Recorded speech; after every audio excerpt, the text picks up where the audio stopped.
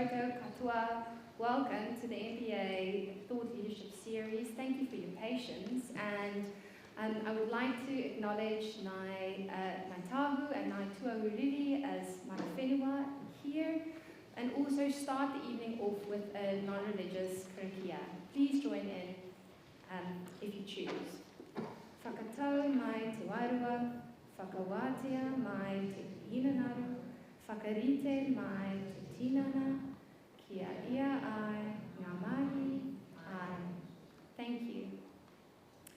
Ko Elsamari Botha taku ingoa. I am the MBA Director at the University of Canterbury, and I also teach digital transformation and technology preparedness in the MBA program, and I'm very, very interested in not only how the SailGP team have kind of set themselves up and how they use technology and data within the program, but also their focus on sustainability, right? So that's very much our focus tonight.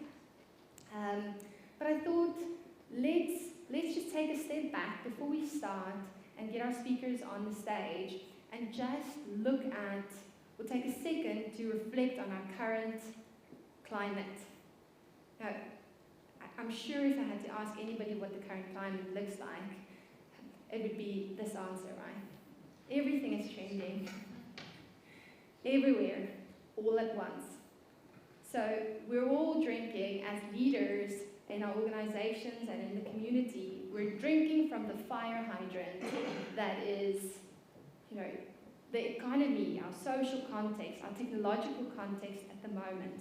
So very aptly, all of us are seeing this term polycrisis, right? So we're seeing not only technology, and in particular, and AI being, kind of pushed into our peripheries, but also major societal issues, environmental issues, geopolitical issues, and of course, economic issues as well. So as we're talking tonight, and I'm sure our speakers will kind of touch on that, we always remember that these issues are, when we talk about sustainability, we always know that they also link to all these other things. And I quite love SailGP's approach to kind of tackling multiple things at the same time. But what does this mean? What does this polycrisis mean for us as leaders? But also, what does this mean for employees, the people around us? What do you think? Stress. 100%. What else? Opportunity. Glass half full there. Great. Yeah, stress and anxiety. I think a lot of uncertainty, right? And even if we look at particular fields like AI or anything else, there's a big black box lying ahead of us. We don't know kind of how this will all unfold and what needs to happen. We don't necessarily know. We had a really, really tough year last year in terms of climate change. So what does the future look like for us? So how do we actually respond? And you're going to have to forgive me because I am biased. But of course, if we don't know what the future looks like, what do? We should turn internally and upskill. So Andrew Ng said that just as electricity transformed industries a century ago, AI is reshaping our global economy. In this rapidly evolving world, leaders have a responsibility to equip the individuals they serve with the necessary AI skills. Read skills, you can draw a line through AI there. Not only to enhance their employability, but also to empower them to reshape the nature of their work. So, well and truly, what I'm seeing in the market at the moment is it's the year of upskilling. We don't necessarily know how everything is going to unfold, but what we do know is we need to invest in ourselves, in our employees, and the people around us so that they can become more resilient to deal with this polycrisis, this fast evolving context. And I love this slide from Microsoft. Microsoft commissioned the study where they said, okay, primary school, what are the skills that we need our children and ultimately the people around us to have. And if you look at it, there's a lot of information in it, but I actually think that, yes, relationship management, societal awareness, self-management, self-awareness, responsible decision-making, all of those are important. But if you go one layer further, critical and inventive thinking, literacy, global awareness, cross-cultural skills, communication, collaboration. Now, when I look at that, the only word I see in the middle is leadership. Those are the skills that leaders need to have in order to deal with a fast-changing global environment and a fast-changing business environment. That's why, as the MBA program, we have a core vision, and I think we're going to talk a lot about core visions tonight, or purposes, and that is developing impactful leaders. Now, there's a tip in there, and it's that MBA is nowhere in that title or in that sentence, and that's because we truly believe that to develop impactful leaders, we need to extend the scope of what leadership means. We need to make sure that we're building leaders that are, good at managing themselves, their communities, their businesses, etc. So of course, and there's some exciting news that I'm going to share in a minute, but of course, if you're interested in joining the MBA program, come along for our information evening. And for the MBA in particular, we've decided that, well, we haven't decided that, it's emerged that what really makes a big difference for us is our industry integration, and that's what tonight is about. So we have many industry collaboration initiatives and projects like tonight, which is open to business leaders within the community to come along for our students, but also to network. That's a responsibility that we have as the business school and as the MBA program. But also, we have our Commitment to Continuous Learning program that we launched last year. We have a few of our alumni association or our grad association members here. And our Commitment to Continuous Learning says that, if you graduate with the UCMBA, you get to come back for one free course a year for the rest of your life. So it's really important for us to live and breathe that ethos of continuous learning, continuous development, and investing in our leaders. Of course, we have some really, really good executive education programs that also speaks to this trend of upskilling and reinvesting in ourselves this year. But what I'm really, really excited about tonight is that we are relaunching our postgraduate certificate in strategic leadership. Now, our postgraduate certificate in strategic leadership has a bit of a legacy here in Christchurch. And when we reimagined the MBA in 2020, we decided to close that down, and we now realize that was a mistake. Leadership is not just the people who can afford or take the time to do an MBA. An MBA is a very specific thing, and it serves a very specific purpose, right? If you want to change your careers or accelerate in an organization, that's a good thing. But as an ethos in the MBA department, we truly believe that leadership is a skill that everybody needs to have, and that's really what the PG Strategic Leadership is about. So from this ethos, we have this principle of people need to learn how to lead themselves so that they can lead organizations and become leaders in their communities, and all of that is happening within a very complex environment. So the courses that students take are leading ourselves, leading others, change in decision making, leading strategy, managing people and performance, and leading complex systems. And we're excited about this because we truly see not only a kind of B2C model within this, but for us to go into organizations and to do this for your organization and for your employees, to truly build a culture of leadership in uncertain times. And we're doing it by partnering with really, really top industry experts. So we have, myself, but But also Kendall Langson, Greg Allnut from Pivot and Pace, Edward Prude based in Wellington, that is a specialist in decision-making frameworks and has led multi-million-dollar projects. Margie Hume, international expert in leadership development. We have Hazel Barlow, who's an amazing leadership coach, already engaged on the MBA program. Great people and performance management background, especially in sticky situations.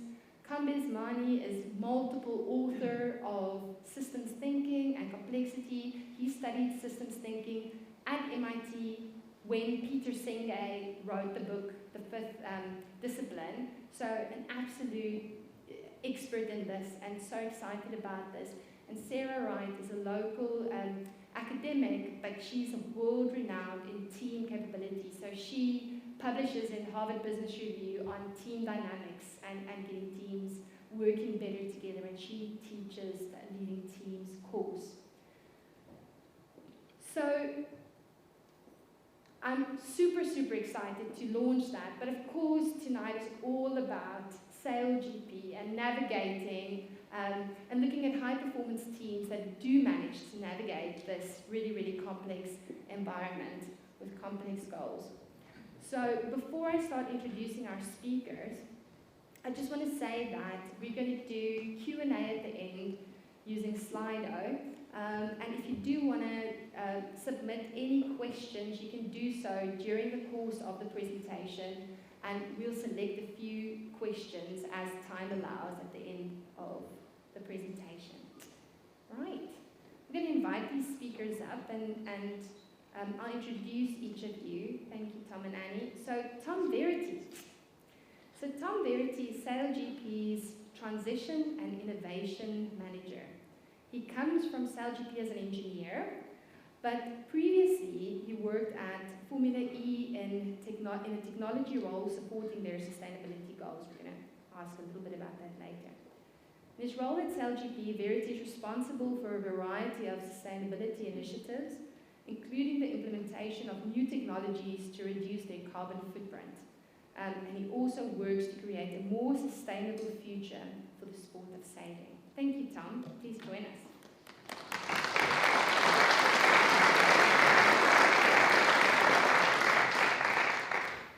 Right. Annie Haeger. Very excited to have Annie. She joined the Canada SailGP Team as strategist alongside Isabella Berthold and Georgia Lewin-LaFrance. Haeger started sailing when she was 5 years old. She went to graduate from Boston College, where she was named ICSA Women's College Sailor of the Year in 2011. After that, she was also named US Sailor of the Year in 2015 and went on to compete in the 2016 Olympics in the 470 class. She is a 6-time national champion, passionate outdoor athlete, and an entrepreneur. Thank you, Annie. Please join us.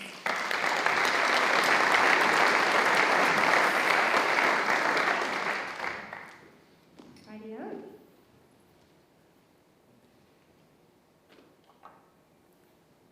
They said we can jump straight in with questions, which I'll do. So, Tom, transitioning to a sustainable future is something that's top of mind, not only to SailGP, but to business leaders here tonight. Talk a little bit to us about how SailGP has gone about doing that. Yeah, absolutely. So I think first and foremost, SailGP itself does, benefit from being a young organisation. We've been built from the off with sustainability at our DNA. We are very ambitious as a championship as well. Not only are we still finding our feet in kind of the sporting world, but we have these huge ambitions. For example, by 2025, we want all of our events to be powered 100% by clean energy. We've set ourselves very ambitious diversity, equity, inclusion targets. So I think ambition's a really key thing that we kind of cling on to in the purpose world. The overarching strategy that we have from a sustainability perspective is built around 2 main pillars. We have what we call the better sport side of the strategy, which is all centred around making sailing a more inclusive, accessible sport for people around the world. And then we also have our better planet side of the strategy, which is looking at more of the environmental side, so looking at how we actually decarbonise our operations, our events, our supply chain, throughout the actual sport. And there's lots of kind of underpinning initiatives around that. I guess inherently as a sports league, you're travelling around the world, you're flying around the world, and you're moving your equipment around the world in quite short lead times and quite ambitious calendar kind of locations as well. So inherently there's lots of different initiative and optimisation that has to go into the back of that to make that kind of a more sustainable operation. But I guess the key thing for us is, from the off, we've got that ambition. We've really embedded, I guess, the sustainability and the purpose that we have throughout our DNA from the off. Well, that to me is really interesting, right? Where you have, because SailGP is quite young, right? But from the beginning, you've had these two potentially conflicting goals of really growing the sport in a very aggressive manner and then also being super sustainable, right? So how do you balance those two almost sometimes conflicting goals? You can surprise me that they're not. You can tell me that they're not. Yeah. So it's about growing sustainably. So obviously we do as a business have a need to kind of put events on around the world and also kind of grow our sport itself, to grow the profile and then grow the message and I guess grow the people that we can touch with our sustainability messaging as well. So that there is kind of a sustainability benefit of actually growing the league in itself, I guess, but how do you do that more sustainably? So for us it's been really looking at our operations, so looking at how, for example, logistics of the sports league is a huge part of our carbon footprint, so looking at how we do that more sustainably. So it's working with our supply chain, working with our kind of logistics partners to make sure that we optimise the calendar locations, make sure we kind of inset biofuels where possible, and we make sure that we're running on the most efficient legs. It's about looking at every part of the operation as well. So when we're on site, it's about looking at how we actually operate. For example, even our support fleet on the water has been kind of a big focus this season, looking at can we actually change the way we operate old powerboats on the water. So that's just for kind of context, we have 40 to 50 powerboats on the water supporting the event at any one time. This is a huge part of our Scope 1 carbon footprint, so we've really sat down this year and looked at how do we actually change that operation and actually reduce the amount of boats that we've got on the water and then also reduce the amount of boats that we're shipping around the world, so reducing that logistics carbon footprint. So I think it's all about kind of looking at optimising those operations where possible. And I guess one of the key focuses we have as well is at events. We have kind of a comprehensive clean energy strategy onshore, so often in locations, not quite as bad here because we can plug into shore power, but when we're putting on an event, normally we're in locations where we don't have kind of permanent power tap-ins and we need to make sure that we create temporary power on site. So it's about bringing in new technologies, doing that in a more sustainable way, bringing in renewable technologies where possible. If not, can we actually drive in a more efficient site design and kind of optimise, I guess, the site design around the power strategy as well. Amazing. Lots of different moving parts, but I think just trying to unpick, I guess, every single aspect of the operation and really tackle it kind of head on and try and optimise it where possible. I love it. It's kind of in the DNA of how you go about growing and how you tackle these challenges. And I mean, sometimes in organisations it's great that leaders have these lofty goals, right? But how does that, Annie, translate to a teammate? Yeah, I think for us, one thing, I'm obviously on the racing side of it, so how does that impact me? The ocean, for me, is essentially my office, so I've seen it at its best, I've seen it at its worst. It's kind of intrinsically involved with everything that we do. And so it does transcend from these lofty goals into, actually being on site, and we're seeing how they're trying to activate these sustainable goals. One thing that has been quite impactful from sailors' perspective is they've been able to make it a little bit more tangible in the sense of being able to measure how sustainable, quote unquote, we have been through the Impact League itself. And so having a tangible goal, we're obviously all very goal-oriented people, and so having this number that you can associate with how your team has impacted the footprint that we've been in at a particular venue has been actually something that it's tangible, it's measurable, and it makes it a little bit more grounded, I would say. So for those who don't know what the Impact League is, just briefly describe what it is. Yeah, I don't know if you want to take this, but... Yeah, I can start then, so you give it more, I guess, the team's perspective. Yeah. Great to hear your perspective as well, but I guess the Impact League itself, we kind of sat down 3 seasons ago now and were looking at, I guess, how we really engage and embed sustainability throughout the organisation, even within the teams that are operating in the league as well. And so obviously having the world's best athletes in the league as well, we were thinking from a behavioural perspective, how do we actually drive that behavioural change, and the best way is to make it a competition, right? And it's to really, we've got the most competitive people probably on the planet in the league, so let's make it a competition. So we devised what we call the Impact League, and this kicks off 2 seasons ago, I think now, and the whole concept is that each team was competing against each other, what we call the Podium for the Planet. So we had a second league running alongside the racing that the teams were also competing for. And at each event, initially all teams were kind of audited on criteria, anything from kind of waste production to food consumption to how many people are travelling to site, how many days are on site, what's the support boat, fuel use, what power they're using in the team base. All of this kind of holistic criteria was audited at each event. And we've kind of gone on a bit of a journey with the team since then and realised that it was quite a lot of auditing and quite a lot of to and fro at the onset. So we've kind of refined that strategy, and now we've got 4 main focus areas that the teams are working on throughout the season. So we've actually just finished our second focus area in diversity, equity, inclusion. And the teams are kind of working in on sprints and ideas, and it's been really cool to see with, I guess, maturation of the Impact League into these focus areas and how much impact within the teams it's actually created as well. It's allowing them to work on really impactful projects, and some of the initiatives that we see come out of the teams that are great and they're starting to spill up to a league level as well. So it's been a really great journey, and I don't know whether you want to speak to, I guess, how it's affected your awareness of sustainability as a team as well. Yeah, I think for our team, we come from obviously the Canadian market, and it's kind of intrinsically built into Canada as well. You know, I think pretty much everyone on our team has a sense of sustainability and respect for the planet. I just think that's, you know, the Canadian culture, but I do think the way that it has now shifted and transformed does make it a little bit more impactful in terms of taking ownership in how you want to execute sustainability within your own team. And you know, what does that mean for us? You know, reusing materials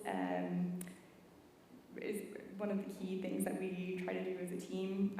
You know, this flight paths and trying to reduce our carbon footprint because we are traveling so much. I think you spoke to it a little bit, but the logistical side is something that it seems like the biggest barrier kind of current state within the sport. But yes, I think the ownership of what we're actually trying to do has been really impactful.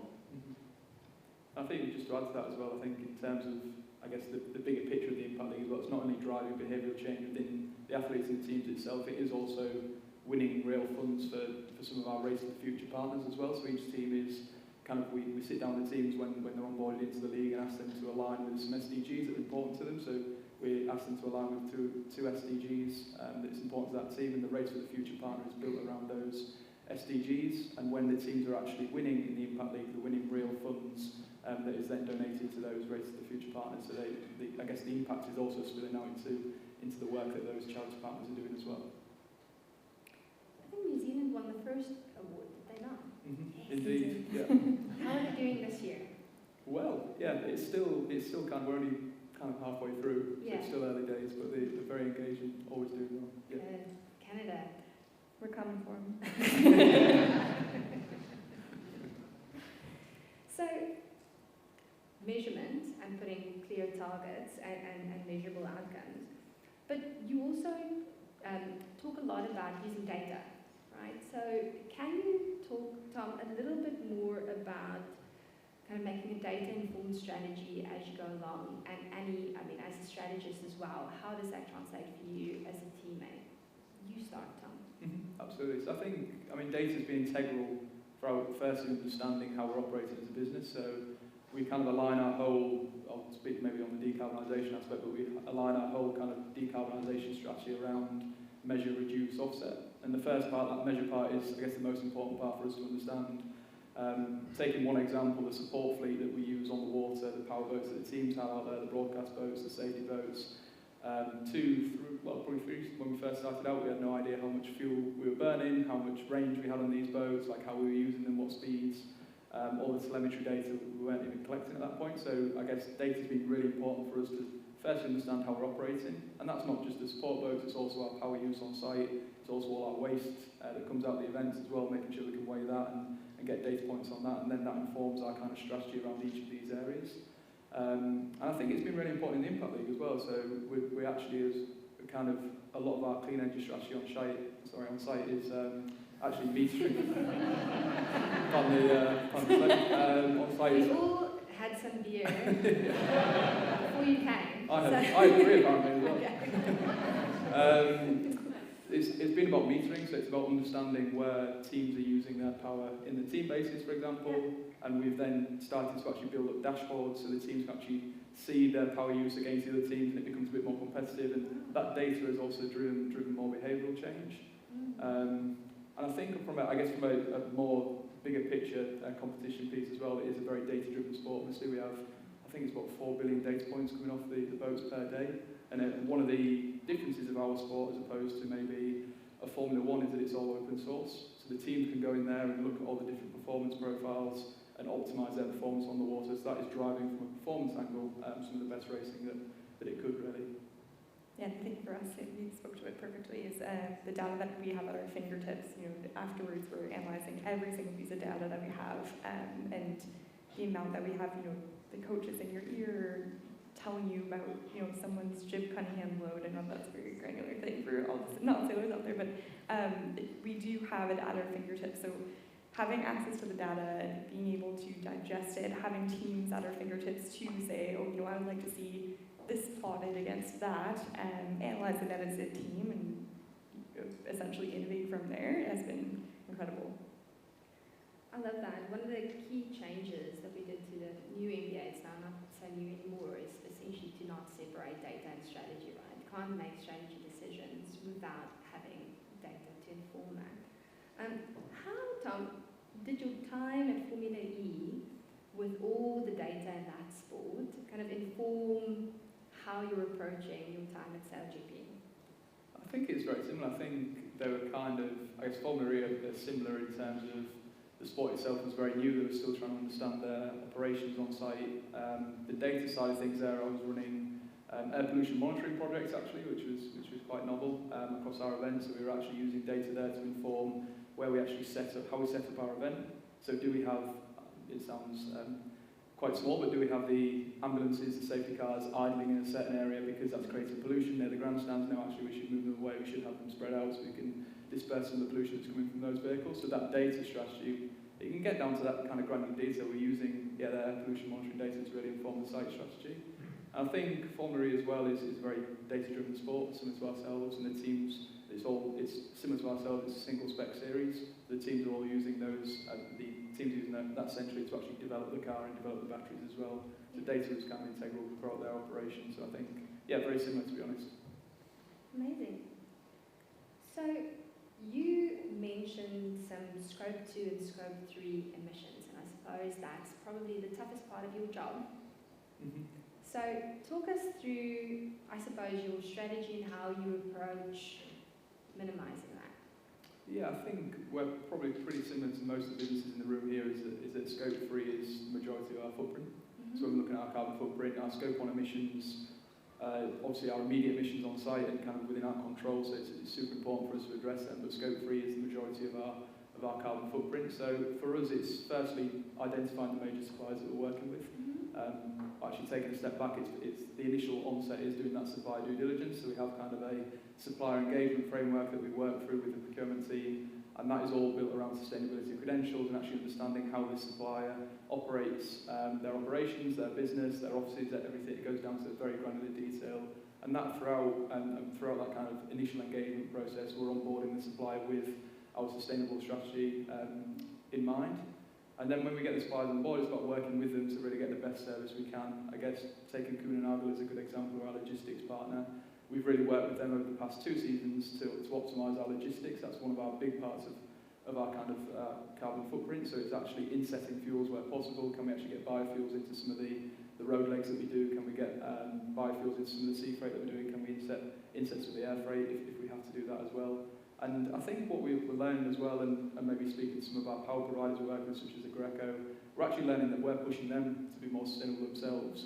So we're actually asking them for these new technologies on site, the power production technologies. Can we bring in biomethanol? Can we bring in a new foldable solar array into the Middle East, and where they've never actually done that before? And we're really pushing those businesses to really be, I guess, offering those sustainable services, and hopefully having kind of that spill-out effect into the wider industry. Yeah.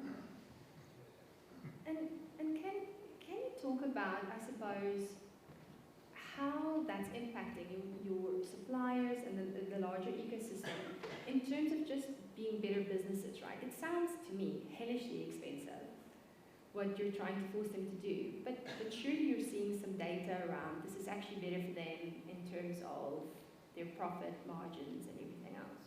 Absolutely, and I think what we try to offer uniquely for these suppliers is kind of a test bed as well, speaking more on the technology front as well, and maybe more to that power generation piece, but some of the new technology that we've asked the suppliers to be using, I guess a more established sports championship, not to name any names, wouldn't take, I guess, the risk profile of taking that on site and actually testing it in a real world environment. So a lot of the suppliers are engaging with us through that aspect. Yeah. And what we're actually doing from a commercial perspective, for the first time, I think over the past season, we're starting to actually write carbon targets in some of our commercial contracts. So we're actually really pushing those suppliers to meet those from a contractual perspective as well. Has been really kind of forthcoming. Amazing. And how does it translate to you, Annie, to have such very verbal, I mean, everything that I read about SailGP, your goals and what you stand for is just everywhere, right? As a teammate who is trying to achieve the top of your field, how does that motivate you, translate into the team dynamics?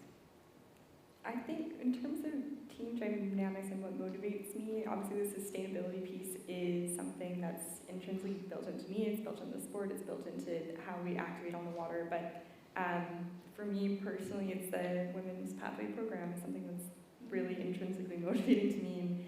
And I had retired from Olympic sailing, and there essentially was just no option for women to be involved in professional sport and professional sailing. There's a very small niche market where you weigh a certain amount, and so you're kind of put as rail meat on the side of a boat, right? You're not involved in the strategy. You're not involved in the tactical decisions. You're kind of put there because you fit a certain mold. And where this Women's Pathway program, it really has opened up doors.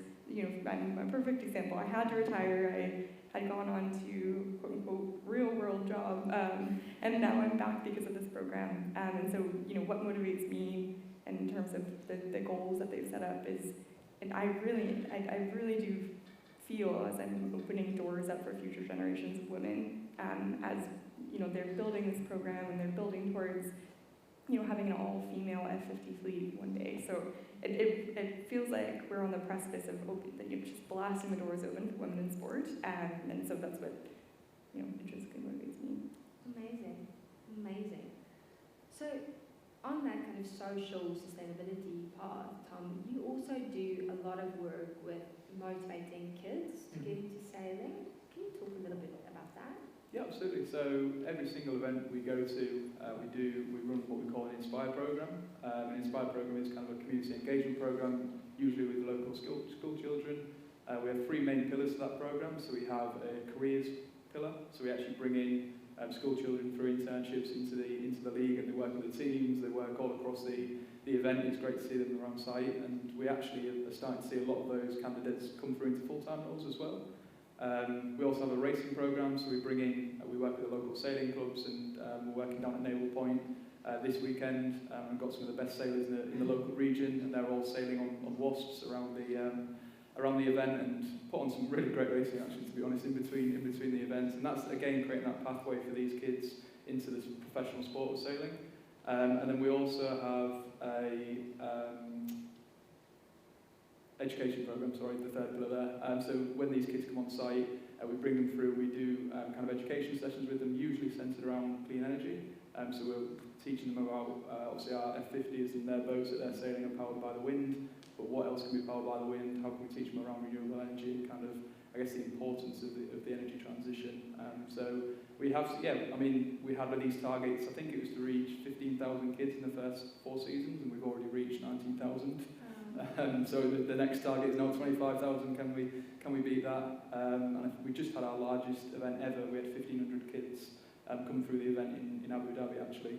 So that gives you kind of an idea of the scale of the program that we'll run. Wow, that's amazing. Thank you. It sounds like technology is a key part of how you can be both competitive, grow, and be sustainable.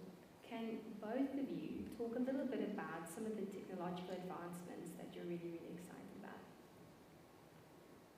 I can go first. We're out testing today is we're looking at upgrading the hydrofoils of the boats themselves. And so we are live testing essentially different types of foils that the boats will be able to run in future seasons. It's pushing the sport in a way that's incredible. Not every condition sailing are you able to hydrofoil.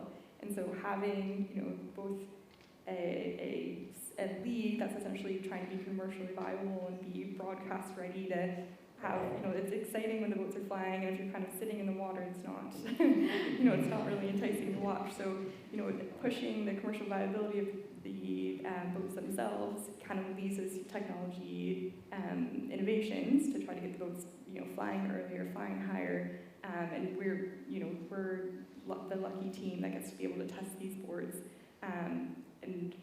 The exposure for me personally is having the best boat designers in the world, sitting down with them, and the amount of information sharing and knowledge that they're able to bring has been, lessons that I'll take with me back and be able to disperse to the rest of the people in Canada.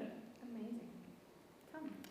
I think for me it's some of the stuff we're doing on the water as well, I guess more from a decarbonisation perspective. I think the marine industry, maybe we talked about Formula E earlier, and obviously the terrestrial sector is probably a lot, maybe 10, 15 years ahead of where the marine sector is in terms of decarbonisation and transitioning transport across from kind of polluting sources. So I think some of the projects we've got in marine decarbonisation is really interesting. We have just actually completed, thankfully, in Abu Dhabi, the final race mark transition, but we sat down and looked at how we're actually operating our race marks. It sounds like a super simple thing, but we have 2 boats that we ship around the world that used to actually pull our race marks out to the middle of the race course. There was about 500 kilos these race marks. We used to drop the anchors down, obviously in sensitive locations. It wasn't great for the seabed. So we actually looked at that and reimagined how we operate these marks. So we created an electric autonomous mark. So we created these huge inflatable things that you'll see out there this weekend. And we stuck electric engines in there. So we're actually decarbonising the source, and then we don't need the mark boats now to drag these out into the race course. They're autonomous, so we have a GPS lock-in on an iPad, and we literally pop the position on the race course where we want these autonomous marks to go, and they go to that race location. We don't need to drop an anchor, so we're not kind of damaging the seabed as well. So it's just simple things like that which we've kind of been working on. I think the bigger picture piece is really important as well. So looking at the team support boats. So I think one of the most challenging areas that we've got in kind of our Scope 1 footprint is the team support boats. So we've ran an RFP a couple of years ago actually looking at if we were to decarbonise this area, what the future technologies that we need to invest in to come into this space are. And we're kind of running a project in that space looking at, how do we create the most sustainable chase boat we can for the league. And obviously when you do that at SailGP, it's also got spillover effects into Coast Guard boats, into kind of patrol boats, into all these other areas that would also kind of benefit from that technology development. It sounds like your whole organisation is so geared towards innovation and creativity. How do you embed that in your structure? Do you outsource it? I mean, this is now while you're also travelling all over the world with like a massive, supply chain that you need to manage. How do you do that? I think it's exactly that. I think it is embedding it across the organisation. I think it's, as I kind of mentioned earlier, kind of alluded to the ambition. It's been ambitious and making sure that you have these goals, and although they're super ambitious and they may seem unrealistic, it kind of drives you in the right direction, even if you're not kind of meeting them every single time. So it's been very kind of open and honest with those goals and trying to push, I guess, the whole business on that journey. But yeah, it's exactly that. It's been embedding it throughout the business. So even within my team, I work in the purpose and impact team. There's 5 other people in my team that are kind of embedded across all the different operational elements of the business. So it's not just one team that work in silo, that work in sustainability. We've got kind of our key points of contact, our key moles in the business almost, that are kind of working on sustainability all throughout. And I think, and Annie spoke to it as well, people generally are engaging with SailGP and with the sport of sailing with kind of a sustainable mindset already, so we definitely do benefit from that. Well, I think you've played a big part in changing those mindsets. And innovation in the team, you're head of strategy, so head of innovation as well, I suppose. Yes, I don't know from the head of innovation, but I think it is embedded in our culture. We are constantly changing. The sport is built, we're powered by the breeze, and Mother Nature has her own plans, and we're it's already kind of embedded in our culture. And then coming into a league that,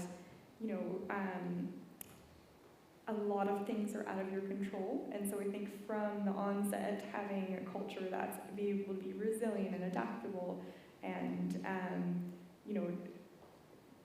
essentially think that change is a good thing and embrace the change has been something that we as a team have been really trying to gear towards, because a lot of it is out of our control. And so having the base of change is good, let's adapt, let's look to innovate, and you're sailing against the best sailors in the world, right? So if you want to leg up, you do have to continue to kind of drive that innovation tool. Yeah, amazing. So this is a little bit off the script, but potentially share some mistakes and key learnings that you wish you'd done differently, or I suppose even if you didn't do it differently, you've learned a hell of a lot out of it. Good question. Sorry. No, all good. I would say, I think, to be honest, I would maybe speak to some of the optimisation projects as well. When we look at kind of how we're trying to optimise our business, and what we've done this year is try and take a lot of boats off the water and try and although you're pulling in one direction, you're also kind of pushing in another direction. So although you're kind of decarbonising in one way, you're also kind of inhibiting the operation. Maybe some of the moves that you make aren't as smart as you initially thought. I think maybe to speak to some of the roles that we've taken off the water and made remote, and we've realised that in some instances we actually do need those people on the water, and I guess it's just understanding that there is an element of compromise. If you are trying to drive in one way, that you're probably pulling in another way as well, and just making sure that that kind of, I guess, that more holistic view is taken into account. And how do you operationalise that? Because I can imagine, I mean, you're pushing for a specific goal, and somebody else is pushing for another goal. How do you compromise then as a leadership team? I guess it's about understanding, I guess, where that kind of sweet spot is. So I'll maybe speak to one of the initiatives that we've rolled out this year, and we're working on bringing the coaches off water, which is kind of one of the key things that has changed this year. And obviously, from a team's perspective, it was, I guess, various different views depending on which team you speak to, but there was certainly some resistance to that change. So it's about understanding how do we actually, I guess, create a better experience for those coaches off water, if that makes sense. So what technologies can we bring to that kind of coaching booth to actually enhance their experience off water that maybe they wouldn't be able to get on the rib as well. It's maybe thinking and how do you actually improve, I guess, based on the, I guess, what the other person is kind of asking for and needs. So they're not zooming in, the coaches, are they? Zoom.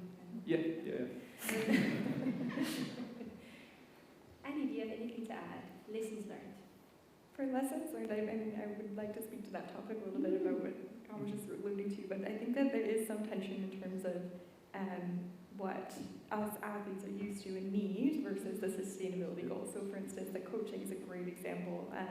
Having a coach on the water and being able to kind of have that reset of having a face-to-face conversation and being able to cool tempers down or pick people up, and that face-to-face interaction is something that a lot of teams did value and something we were used to.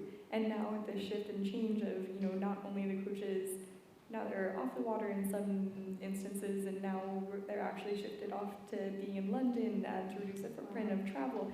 It has, there has been some tension between, the teams and the sustainability goals that we're essentially, like I said, we're trying to adapt and learn from, and be resilient towards. But I would say that is, not a constant tension, but it is something that all teams kind of do have to navigate within the league itself.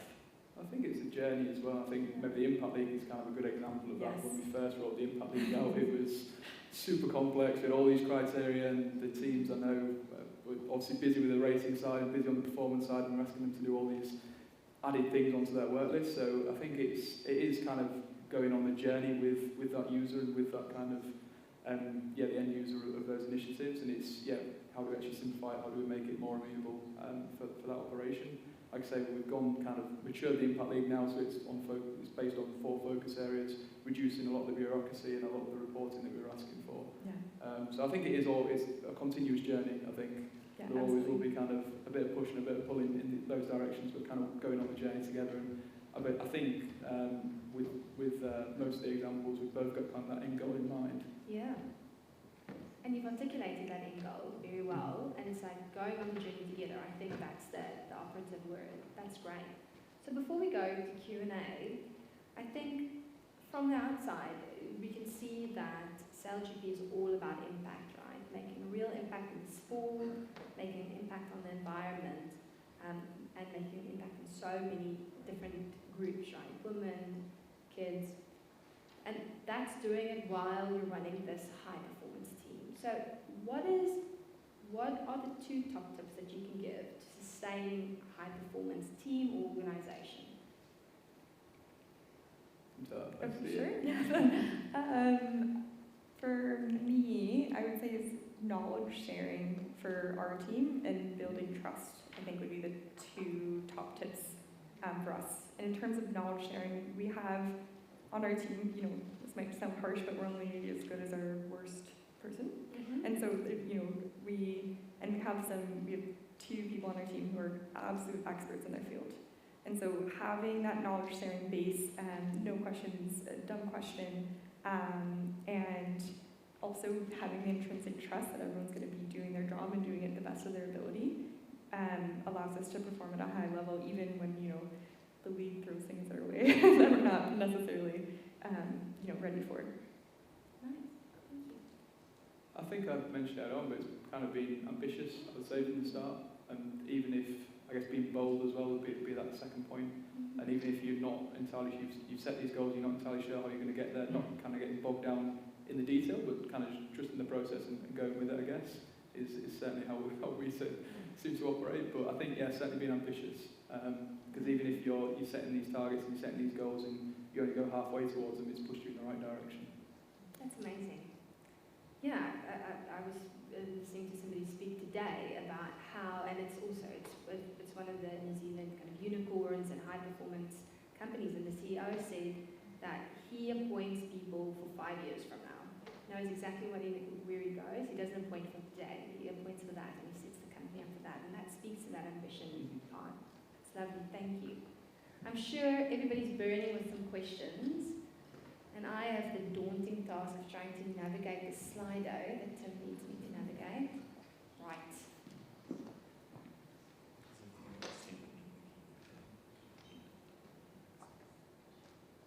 Cool. Alrighty. Alrighty.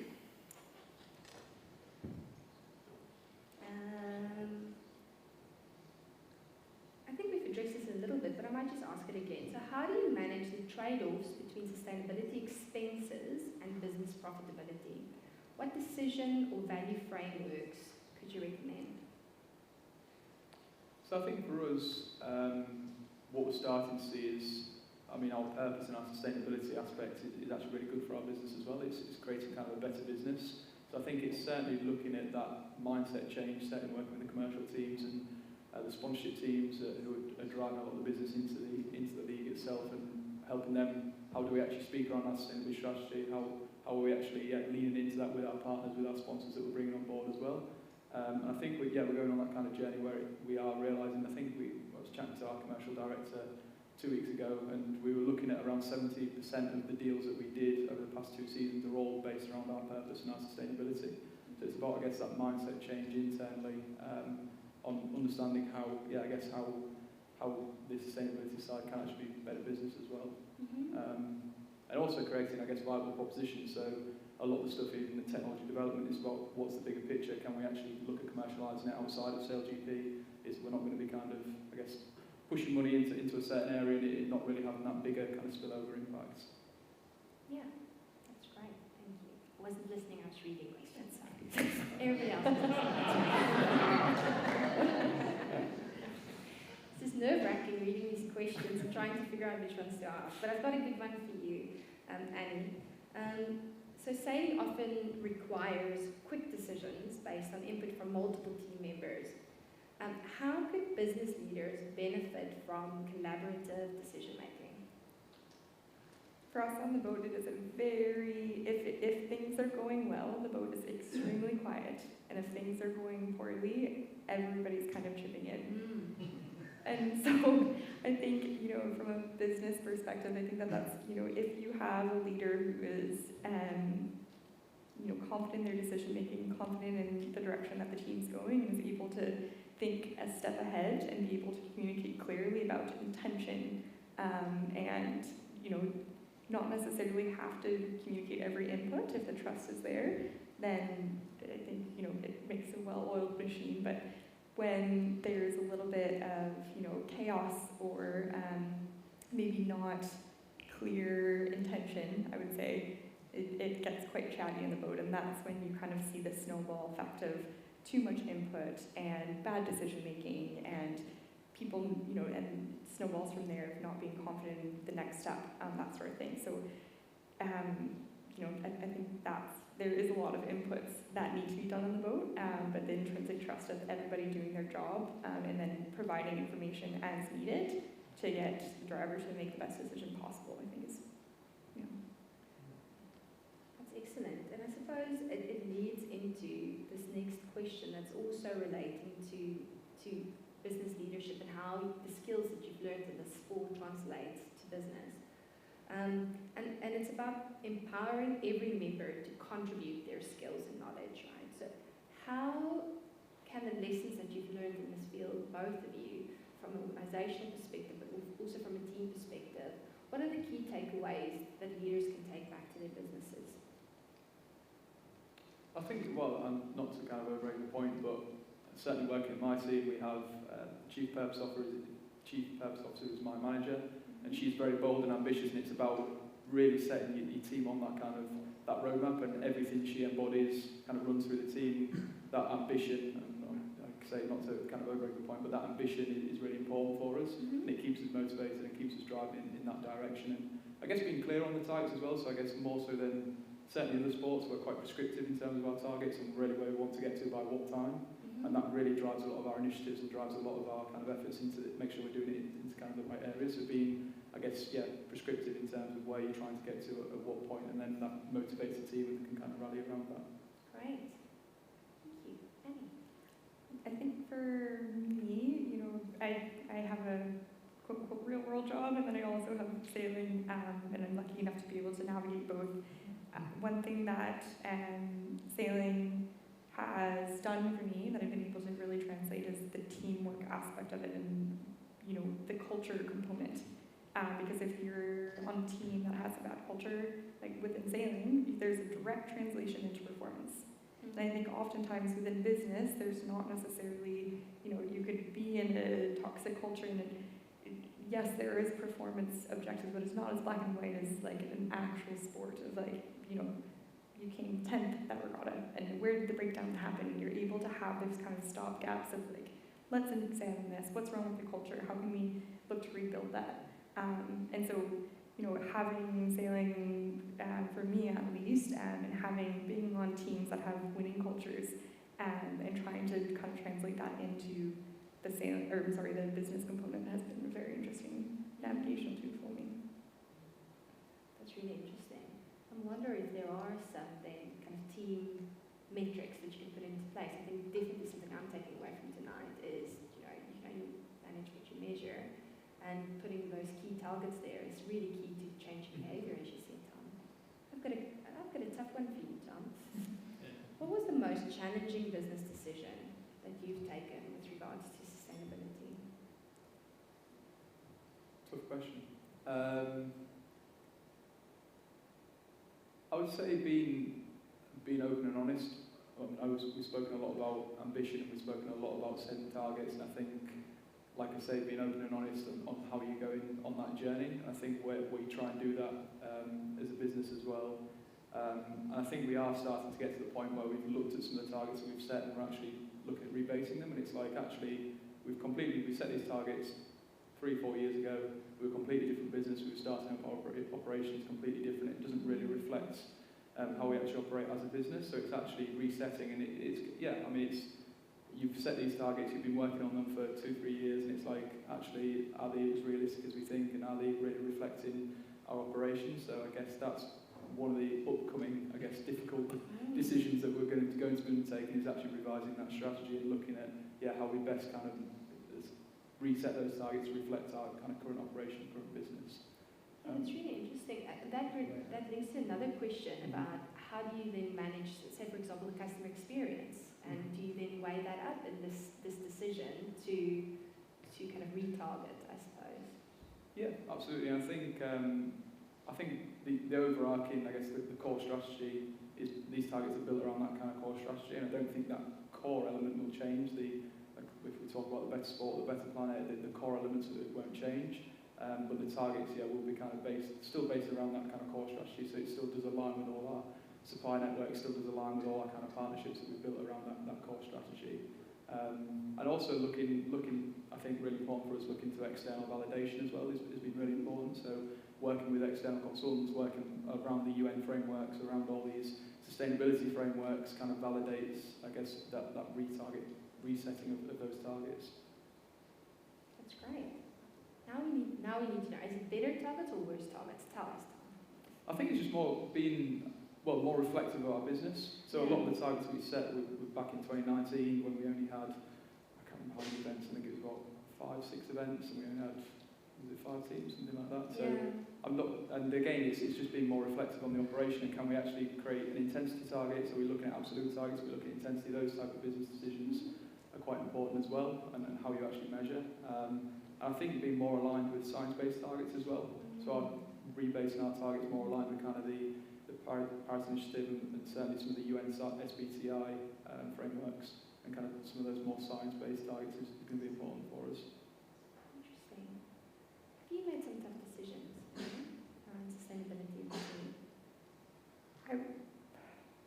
Myself personally, for me, my biggest footprint is travel.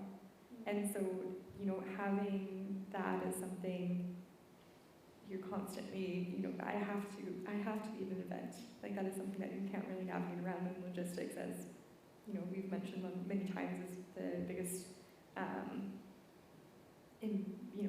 impact that we have, kind of current state. I guess, have I made any changes in terms of my travel habits? I have. Even being part of the league has made me more aware of the amount of travel that I'm doing and how that does kind of trickle down at a larger scale to, essentially negatively for the planet itself. I would say the travel component, how I've tried to reduce my travel is working with the travel team to kind of, reduce stops and kind of look at different ways that you can navigate, going to an airport, for instance. Like, we're always encouraged to take green taxis and Ubers, like green Ubers, instead of taking a taxi. And so there have been slight changes in terms of, activating on the ground from a team perspective, but I still think there's probably quite a bit of work to do there. So, second to last question, because we're running out of time, but in a sentence, less than a minute, how do you benefit the ocean and the seabed in each place that you race in and on? So I have to do it in a sentence. Yeah. Okay. Yes. Well, every single part of my role as well on water sustainability, is going to be more than one sentence, I'm sorry, is looking at our marine protection programs. So we run marine protection programs across all of our events with local conservation groups, with local experts, and we also run local impact projects as well. So we often base those around ocean conservation and biodiversity conservation as well. So we run these marine protection programs, and then also in the community run these kind of impact projects where we work with, like I say, local conservation groups to restore. For example, in Bermuda, we're working on restoring kind of seagrass beds for the turtles out there. So there's lots of kind of ocean biodiversity themes running through all those projects as well. Sorry, that was more than one sentence. Love it. Last question. So, and this is from John. You mentioned the use of big data. How will AI impact your sport, and will this tool drive better sustainability outcomes?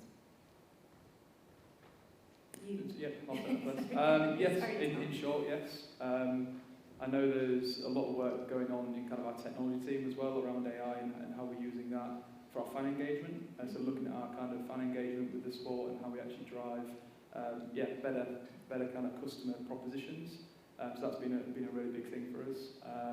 I know a lot of on the performance side as well, there's probably going to be elements. I don't know too much about that side, but I'm sure there's probably going to be elements as well. And I know it's been integral to some of our simulator development that we've been doing as well.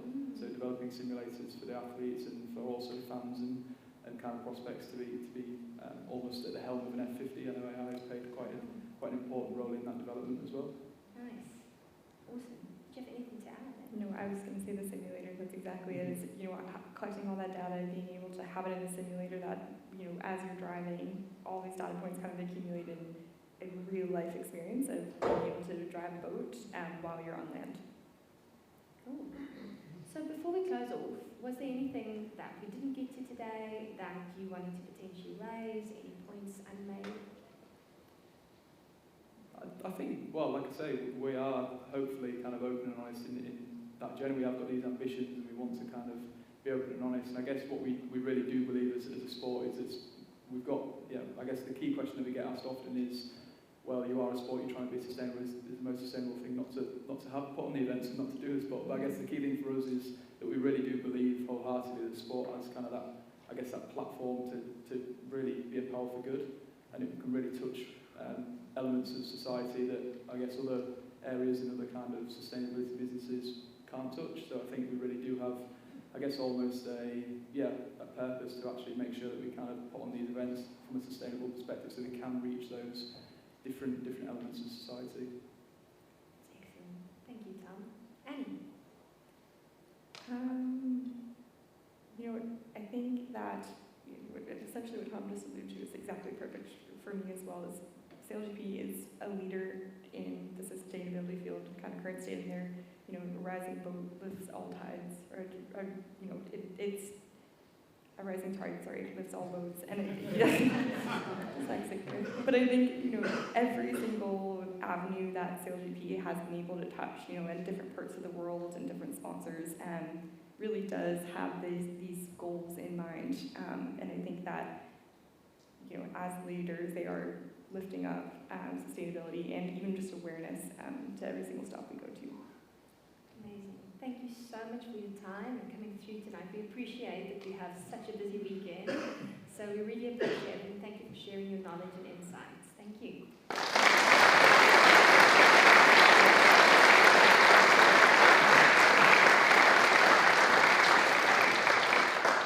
So unfortunately we won't do any more drinks and nibbles afterwards. But thank you so much everyone for joining us and keep an eye out for the next one. It's going to be 25th of July with Rod Carr. And there's going to be events this year all over, so please join us and just one more hand of applause for our speakers.